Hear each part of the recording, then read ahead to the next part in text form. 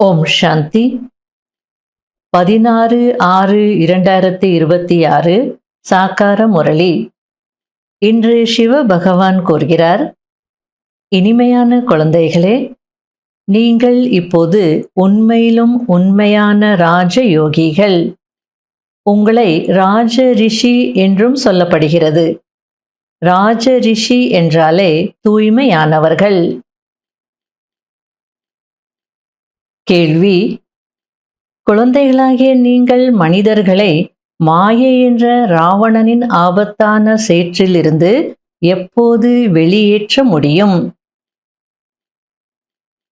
பதில்: எப்போது நீங்கள் சுயம் அந்த சேற்றிலிருந்து வெளியேறி இருப்பீர்களோ அப்போதுதான் மனிதர்களை வெளியேற்ற முடியும். சேற்றிலிருந்து வெளியேறி இருப்பவர்களின் அடையாளம் இச்சா மாத்திரம் அவித்யா, அதாவது ஆசை என்றால் என்னவென்று அறியாத நிலை.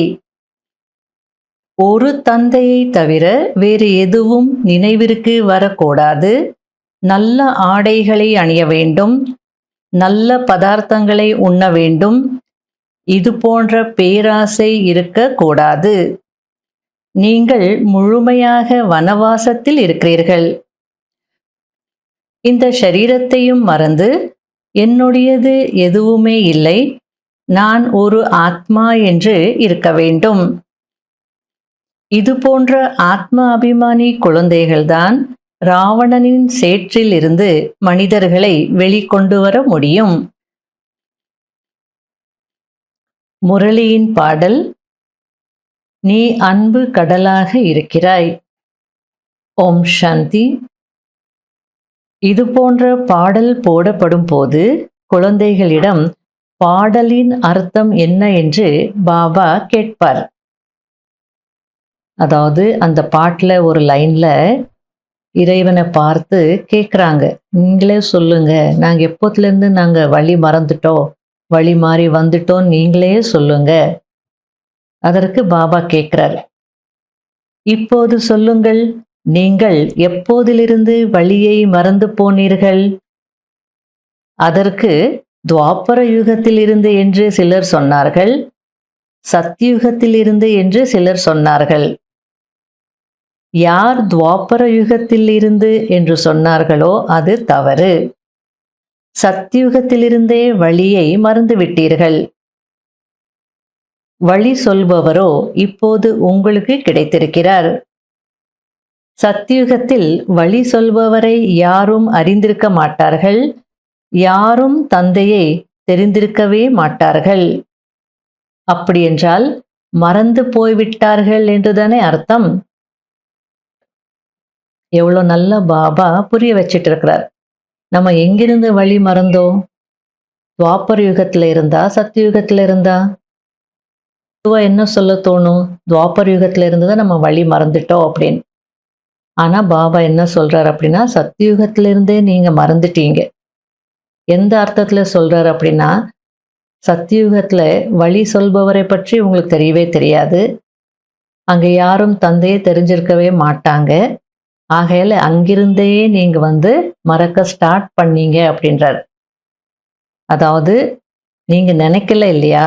அப்ப நினைக்கலன்னா என்ன அர்த்தம்? மறந்துட்டீங்கன்னு தானே அர்த்தம். அந்த அர்த்தத்துல சொல்றார். மறப்பதும் கூட டிராமாவில் விதிக்கப்பட்டிருக்கிறது. மீண்டும் இப்போது வழி சொல்பவர் வந்திருக்கிறார். நாம் சத்தியுகத்திலிருந்தே தந்தையை மறந்துவிட்டோம். பாபா புத்தியை செயல்படுத்துவதற்காக தான் இப்படியெல்லாம் கேள்வி கேட்கிறார். அதாவது சிந்திக்க வைக்கிறார், புத்தி வேலை செய்யணும். அதுக்காக தான் இந்த மாதிரி கேள்விகள்லாம் நான் கேட்கிறேன் அப்படின்றார். இந்த ஞானமே தனிப்பட்டதல்லவா? ஞானக்கடல் தந்தைதான். தந்தை நேரில் புரிய வைக்கிறார். நான் தான் ஞானக்கடல், சுகத்தின் கடல் என்கிறார். சாந்தி தாமம் மற்றும் சுகதாமம் தான் தூய்மையான உலகம். சுகதாமம் மற்றும் துக்கதாமம் பாதி பாதியாக இருக்கிறது. இதையோ குழந்தைகள் நல்ல முறையில் அறிந்திருக்கிறீர்கள். தந்தை ஒவ்வொரு கல்பமும் வருகிறார். இப்போது நிராகார தந்தை ஆத்மாக்களுக்கு புரிய வைக்கிறார். யாரும் தன்னுடைய ஆத்மாவை பற்றி தெரிந்திருக்கவில்லை. ஒருபோதும் யாரும் என்னுடைய ஆத்மாவுக்குள் முழு நடிப்பின் பாகமும் நிரம்பி இருக்கிறது என்று சொல்ல மாட்டார்கள். அநேக முறை இதுபோல் ஆகியிருக்கிறேன், பாகத்தை நடித்திருக்கிறேன் என்றும் ஒருபோதும் சொல்ல மாட்டார்கள். டிராமாவை பற்றி அவர்களுக்கு தெரியாது. இந்த விஷயங்களெல்லாம் நிராகார தந்தை தான் ஆத்மாக்களுக்கு புரிய வச்சிட்டு இருக்கிறார். மற்றபடி உலகத்துல யாருக்கும் ஆத்மாவை பற்றியும் தெரியாது. ஆத்மால இவ்வளோ நடிப்பின் பாகம் நிரம்பி இருக்குன்றதும் தெரியாது. அநேக முறை இது போல் ஆகி இருந்தேன், பாகத்தை நடித்திருந்தேன், இது போல யாரும் சொல்லவே மாட்டார்கள் அப்படின்றார். ஏன்னா டிராமாவை பற்றி அவங்களுக்கு கொஞ்சம் கூட தெரியாது. நீங்கள் ஒன்றும் தத்துவ யோகிகள் கிடையாது. உங்களுடைய தொடர்போ தந்தையிடம் இருக்கிறது. அதாவது தந்தையின் நினைவு இருக்கிறது. நீங்கள் இப்போது ராஜயோகிகள், ராஜ ரிஷிகள், அதாவது யோகி ராஜாக இருக்கிறீர்கள். யோகி என்று தூய்மையானவர்களை தான் சொல்லப்படுகிறது. சொர்க்கத்தின் ராஜ்யத்தை அடைவதற்காக நீங்கள் யோகியாக ஆகியிருக்கிறீர்கள். தந்தை முதலில் தூய்மையாகுங்கள் என்று கூறுகிறார். இது பிரம்மா முகவம்சாவளி பிராமணர்களாகிய உங்களை பற்றிய விஷயமாகும். உங்களுக்கு ராஜயோகம் கற்றுத்தந்து கொண்டிருக்கிறார். எனவே மாணவர்கள் ஆகிவிட்டீர்கள் அல்லவா? மாணவர்கள் எப்போதாவது ஆசிரியரை மறப்பார்களா என்ன? சிவ்பாபா நம்மை படிக்க வைத்துக் கொண்டிருக்கிறார் என்பதை அறிவீர்கள். ஆனாலும் மாயா மறக்க வைத்து விடுகிறது. நீங்கள் உங்களுக்கு கற்பிக்கும் ஆசிரியரை மறந்து விடுகிறீர்கள். பகவான் கற்பிக்கிறார். இதை புரிந்து கொண்டால் போதை அதிகரிக்கும். குழந்தைகளாகிய நீங்கள் சத்யுகத்திலிருந்து நாம் இந்த வழியை மறக்க ஆரம்பித்தோம் என்பதை புரிந்து கொண்டிருக்கிறீர்கள். நாம் எப்படி ஏறுகிறோம், எப்படி கீழே இறங்குகிறோம், இந்த ஏணிப்படியை நன்றாக நினைவு செய்யுங்கள். நம்மை பாபா சாந்தி தாமம் வழியாக சுகதாமத்திற்கு அழைத்து சென்று கொண்டிருக்கிறார் என்பது உங்களுக்கு தெரியும். அதை சொல்ல வேண்டிய அவசியம் இல்லை. நாம் இங்கே பாகத்தை நடிப்பதற்காக வந்திருக்கிறோம், பிறகு செல்ல வேண்டும் என்பதை நீங்கள் அறிவீர்கள். பாகத்தை நடிப்பதில்தான் மஜா வருகிறது, குஷி ஏற்படுகிறது. சாந்தியில் குஷி இல்லை. அதாவது முக்தி தாமத்துல சாந்திலேயே இருந்தீங்கன்னா எந்த குஷியும் இல்லை. நம்முடைய பார்ட்டை பிளே பண்றதுல தான் குஷி இருக்கு, மஜா இருக்கு அப்படின்றார். தந்தையை நினைவு செய்வதினால் பாவ கர்மங்கள் அழியும். நாம் தந்தையிடமிருந்து தூய்மை, சுகம், சாந்தியின் ஆஸ்தி பெற்றுக்கொண்டிருக்கிறோம். எனவே குஷி இருக்க வேண்டும். மற்றபடி இதுவோ துக்க உலகம், இதில் சுகம் இருக்க முடியாது. மனிதர்கள் சாந்தி தாமம், சுகதாமத்தை மறந்து விட்டிருக்கிறார்கள். யாரிடம் அதிக பணம் இருக்கிறதோ அவர்கள் தங்களை சுகத்தில் இருப்பதாக நினைக்கிறார்கள். சந்நியாசிகள் வீடு வாசலை விட்டுவிட்டு காட்டிற்கு செல்கிறார்கள். எந்த ஒரு பிரச்சனையும் இல்லை. ஆகையால் சாந்தமாகவே ஆகிவிடுகிறார்கள். ஆனால் அது அல்ப காலத்திற்கானது. ஆனால் நீங்கள் ஆத்மாவின் சுய தர்மமாகிய சாந்தியில் இருக்கிறீர்கள். இங்கோ இல்லற விவகாரத்தில் வந்துதான் ஆக வேண்டும். பார்ட்டை நடித்தே ஆக வேண்டும். இங்கே வருவதே கர்மம் செய்வதற்காகத்தான். கர்மத்திலோ ஆத்மா அவசியம் வந்தே ஆக வேண்டும். குழந்தைகளாகிய நீங்கள் இந்த புரிதல்களை எல்லையற்ற தந்தை தந்து கொண்டிருக்கிறார் என்பதை கூறிக்கொண்டிருக்கிறீர்கள்.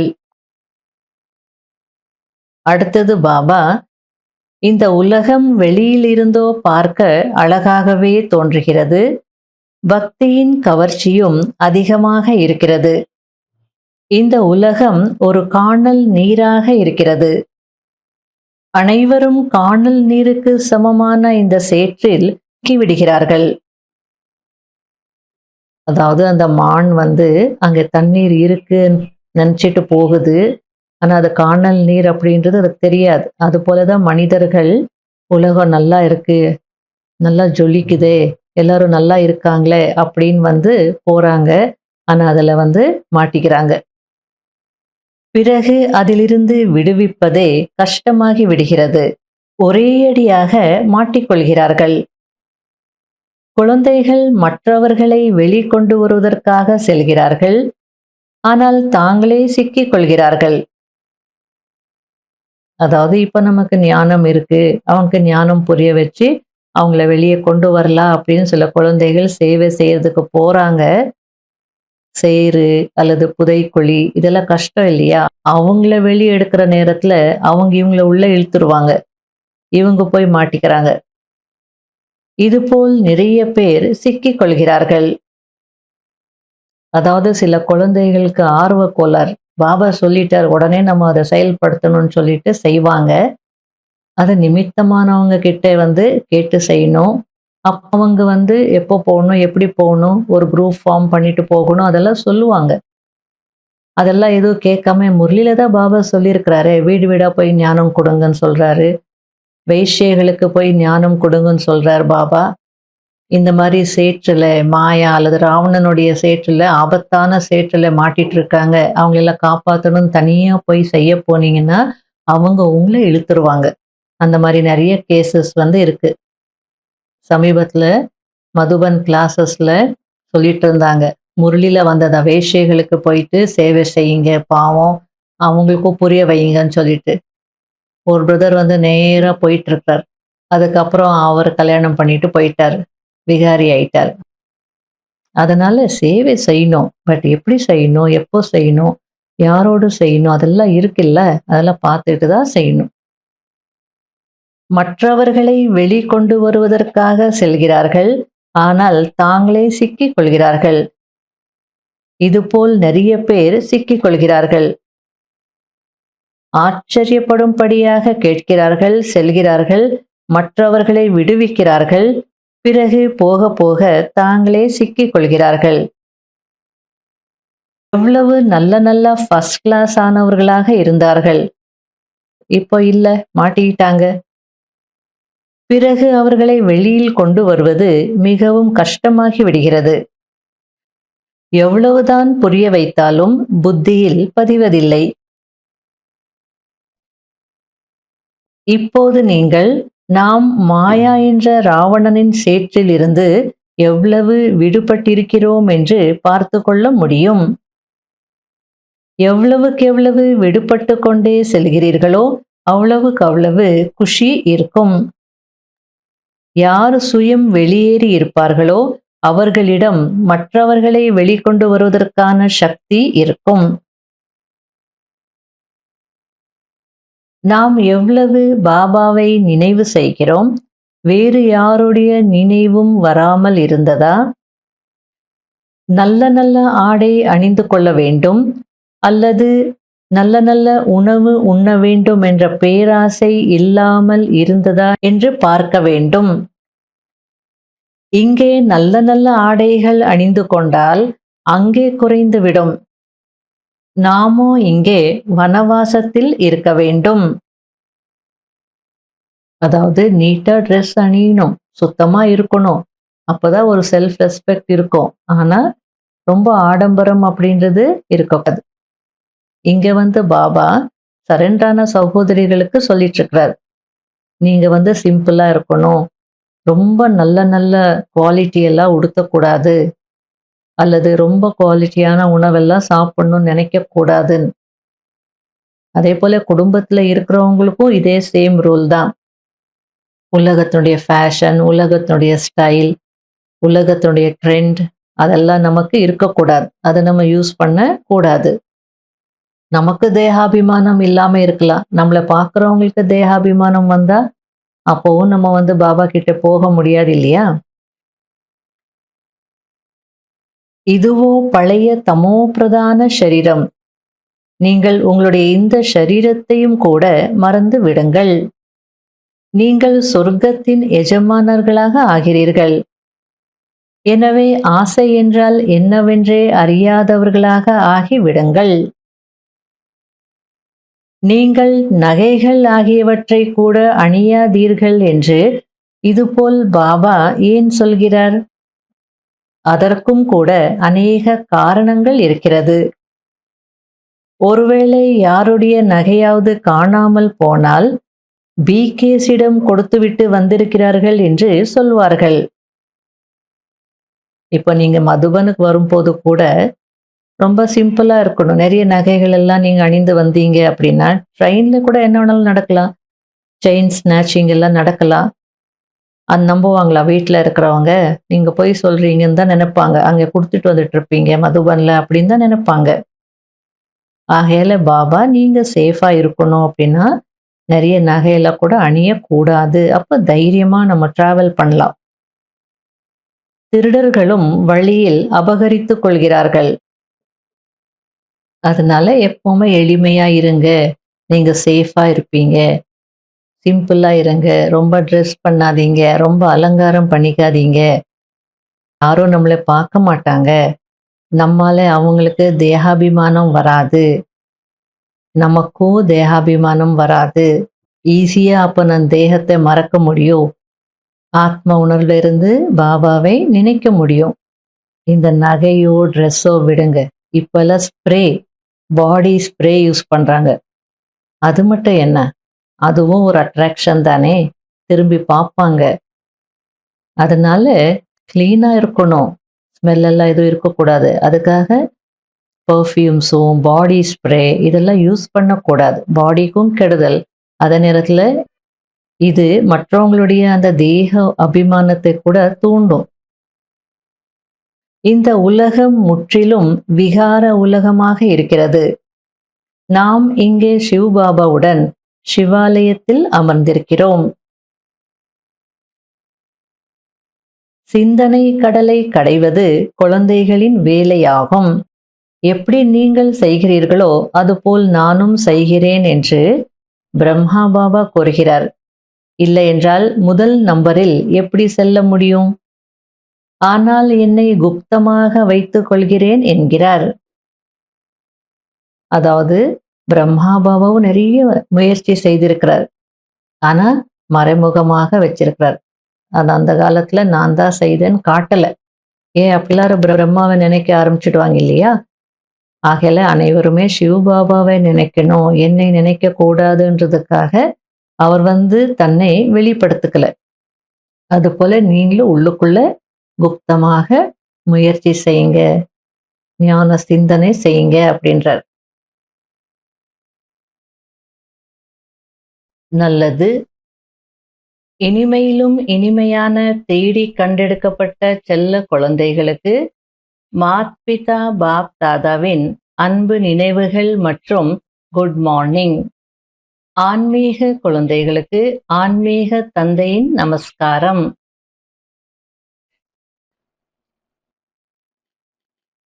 கடைபிடிக்க வேண்டிய முக்கியமான சாராம்சம். முதல் பாயிண்ட், என்னுடையது என்னுடையது என்ற அனைத்தையும் விட்டுவிட்டு தன்னை ஆத்மா என்று உணர வேண்டும்.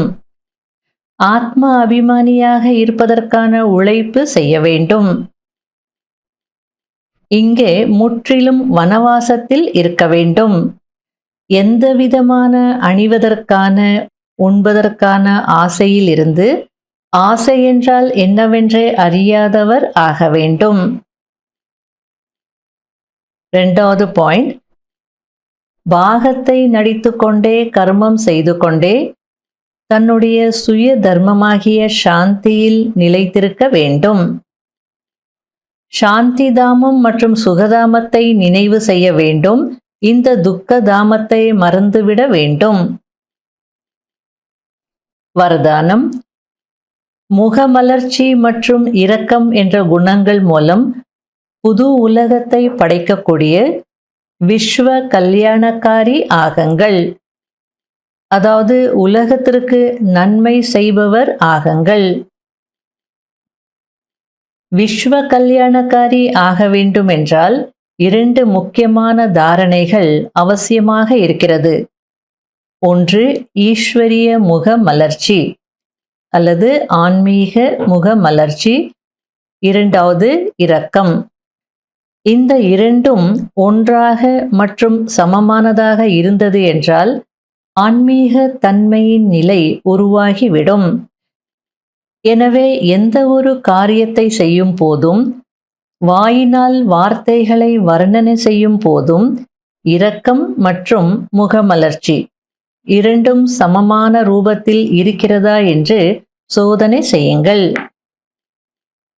சக்திகளின் சித்திரங்களில் இந்த 2 குணங்கள் சமமாக இருப்பதை காண்பிக்கிறார்கள். இதனுடைய ஆதாரத்தில்தான் நீங்கள் புது உலக படைப்பிற்கு நிமித்தம் ஆக முடியும். ஆகையால ஈஸ்வரிய முகமலர்ச்சி மற்றும் இரக்கம் இது 2 இருக்கான்னு பார்த்துக்கோங்க. என்ன சேவை செய்தாலோ, எந்த கர்ம செய்தாலோ இது 2மே இருக்கணும். இதுதான் அந்த சக்திகளுடைய சித்திரங்கள்ல காட்டப்பட்டிருக்கு அப்படின்றார். இந்த நிலை இருந்தால்தான் நீங்க புது உலகத்தை படைப்பதற்கு நிமித்தம் ஆக முடியும் அப்படின்றார். ஸ்லோகன். தந்தையின் அன்பிற்காக வீண் எண்ணங்களை அர்ப்பணம் செய்துவிடுங்கள். இதுதான் உண்மையான அர்ப்பணம் ஆகும். அதாவது உலகாய காதலர்கள் அவங்களுடைய அன்பிற்காக எவ்வளோ தியாகம் செய்கிறாங்க. அந்த கான்டெக்ஸ்ட்ல பாபா சொல்றார், உங்களுக்கு தந்தை மீது அன்பு இருக்குன்னா அந்த அன்பிற்காக வீண் எண்ணங்களை அர்ப்பணம் செய்திருங்க.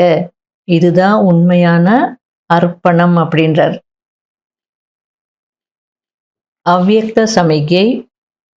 எந்த அளவிற்கு யார் ஒவ்வொரு விஷயத்திலும் தெளிவாகவும் சுத்தமாகவும் இருப்பார்களோ அந்த அளவிற்கு சரளமாக இருப்பார்கள்.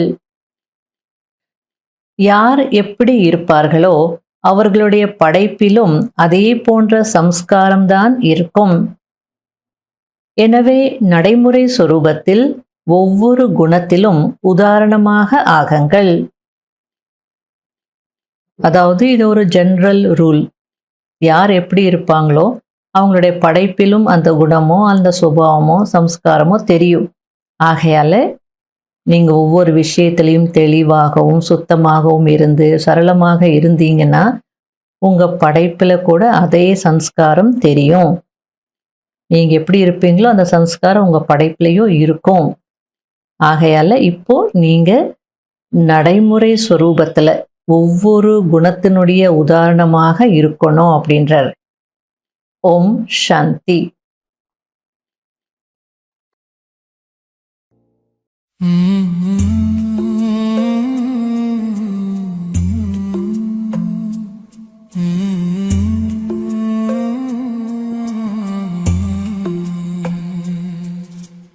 அன்பான பாபா, அழகான பாபா, ஆகாயம் உன்னோடுதான், அணைக்கின்றேன் என்னோடுதான்.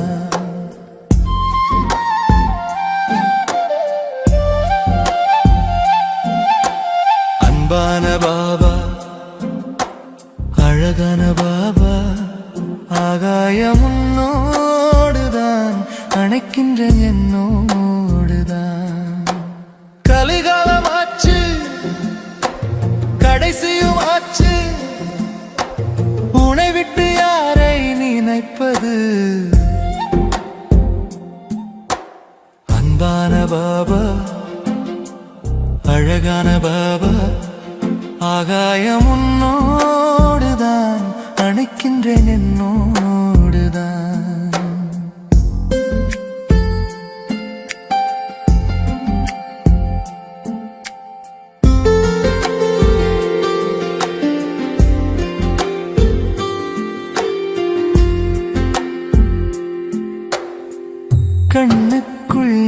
தெளிவாக நெஞ்சுக்குள் நினைவாக சொல்லுக்குள் சுவையாக வந்தாய் பாபா. இதயத்தில் இதமாக இனிக்கின்ற சுகமாக வாழ்வுக்கொரு வரமாக நின்றாய் பாபா. அன்பான பாபா, அழகான பாபா, ஆகாயம் உன்னோடுதான், அணைக்கின்றேன் என்னோடுதான்.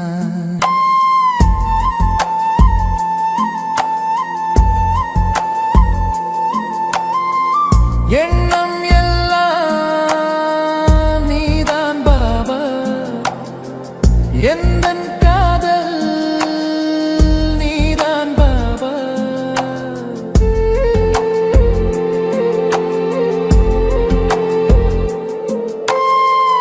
எண்ணம் எல்லாம் நீதான் பாபா, எந்தன் காதல் நீதான் பாபா. காயங்களும் நியாயங்களும் மாயச்சரம். அன்பான பாபா, அழகான பாபா, ஆகாயம் உன்னோடுதான், அணைக்கின்றேன் என்னோடுதான்.